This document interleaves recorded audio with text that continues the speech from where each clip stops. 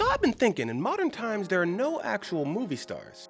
Alright, that's a little hyperbolic. We obviously have movie stars. You have Zendaya, you have Timothée Chalamet. These are actual huge movie stars. But movie stars are few and far between now. And we don't actually go out to see the movies of movie stars anymore. It used to be that Tom Cruise or Will Smith or Julia Roberts can get our asses in seats no matter what the movie was. And there are very few actors who can do that now. But we actually do have movie stars. You know who they are? Well, if you're watching this video, you probably know who they are because it's in the title. The directors are now the movie stars. I know, right? Crazy. For the first time ever, people are going to go see movies for the director rather than anything else. All right, again, that's hyperbole. We've always had megastar directors. We've always had the Hitchcocks and the Kubricks and the Spielbergs. But those were actually few and far between back in the day. Now there are more than ever. Instead of people saying, I'm gonna go see that new Tom Cruise movie, people are saying, I'm gonna go see that new Jordan Peele movie.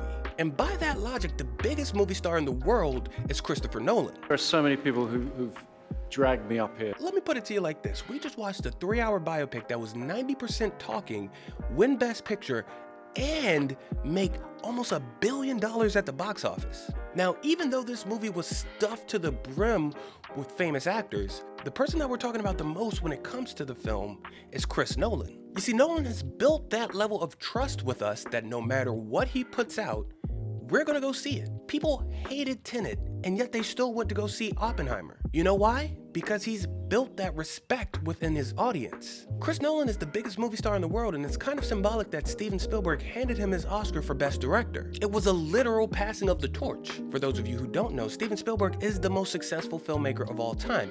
But what makes him special is he's both critically and commercially successful. And you're seeing that reincarnated with Chris Nolan. But it's not just Nolan that's a movie star. Like I said before, people are going out to see the next Jordan Peele movie no matter what it is because we love what he did with his first 3 films. Tarantino is a huge movie star.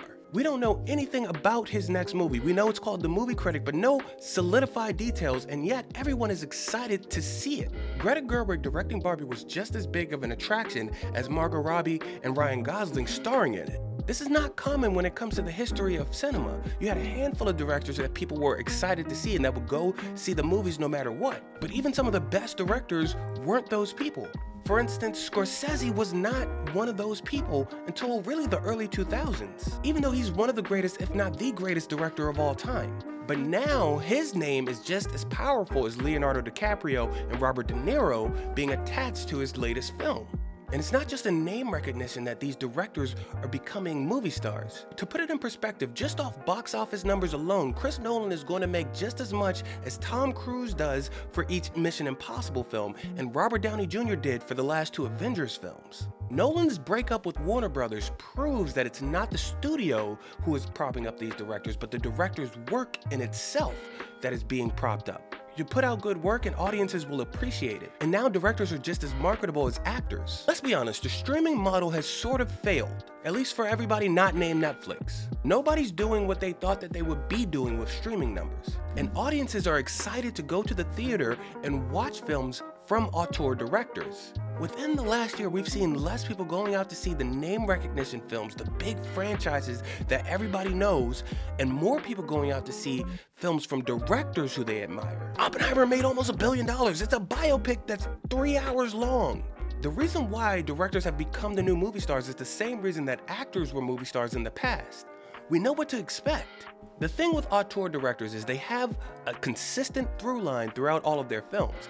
And if you want to know what an auteur director is, check out my video on auteur directors. Now, auteur directors making these films give the audience the opportunity to latch onto their particular style of filmmaking. We know what we're getting from Tarantino. We know what we're getting from Nolan. We know what we're getting from Scorsese. We know what we're getting from Greta Gerwig. We know what we're getting from Jordan Peele and so many other directors who we admire now. That's not to say that they continuously make the same film over and over, but we know how they're going to make us feel within those films. Just like an actor doesn't have to play the same role in every film for us to know that we're going to enjoy their performance because they give us a certain style of acting. Even an actor like Daniel Day-Lewis, for instance, we know that he's going to give us a transformative experience every time he steps in front of the camera. And I did a Daniel Day-Lewis acting video, so check that out.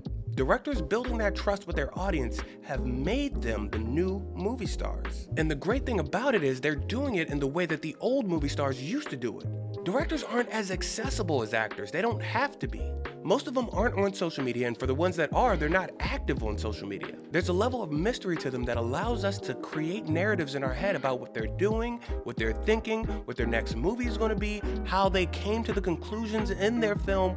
All of this is there for us to latch onto because they're so mysterious and so distant from all of us. Look, we've entered a new time in the history of cinema, a time where if you can build trust with your audience as a director, you can be the star of the movie without even having to have a star in your movie. Which I know sounds weird because all of these filmmakers still work with big actors. But ask yourself, did you go see Oppenheimer because of Robert Downey Jr. and Cillian Murphy? Or did you go see Oppenheimer because of Christopher Nolan?